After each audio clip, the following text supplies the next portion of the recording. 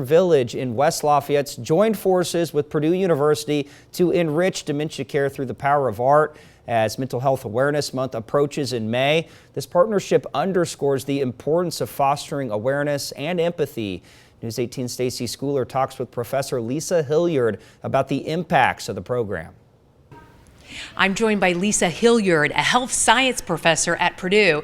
Today we're going to talk about dissecting dementia, and a class that you're having here at Westminster Village, an art class. Tell me a little bit about it, Lisa. Okay, well, it's kind of a split course, so part of our sessions are done on campus in the beginning, just to give some foundational neuroanatomy and make some connections to essentially some of the presentations that individuals with dementia experience. And then really the idea of participating with OMA is to support mitigating some of the problems that dementia can cause for those individuals of being more isolated and having trouble making connections. And so we're trying with Purdue students and partnering them with residents to allow them to help build that ability to express themselves, to connect in different ways that may be harder for them as dementia progresses. And sometimes people want to kind of stay away from somebody that maybe has lost their memory and things like that, but they have feelings and they want human interaction, and this is kind of a way to do that. Yeah, absolutely, because the person that's still there that you knew before is still there.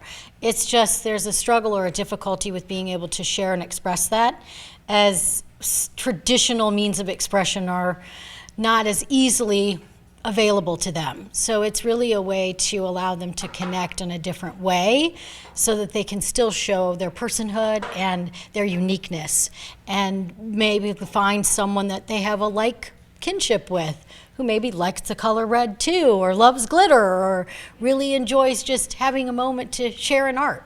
Well, and I heard one of the residents say today, well, I'm not Vincent van Gogh, and I thought that was hilarious. Well, that's it, exactly. So sometimes they do have those moments where they can share these funny little quips of humor that show that that person's there, they're connected, they're thinking. It's just maybe a little bit more different as to how they share that than before. So I also, for me, kind of like creating this course was essentially I approached it how I approach all my courses, which is I really want my students to get an immersive experience. I want them to get knowledge that they then can apply, because in the real world, whether they work as healthcare practitioners in their future or not, they're always going to be involved in healthcare as patients. They're always going to have family members who are involved in it.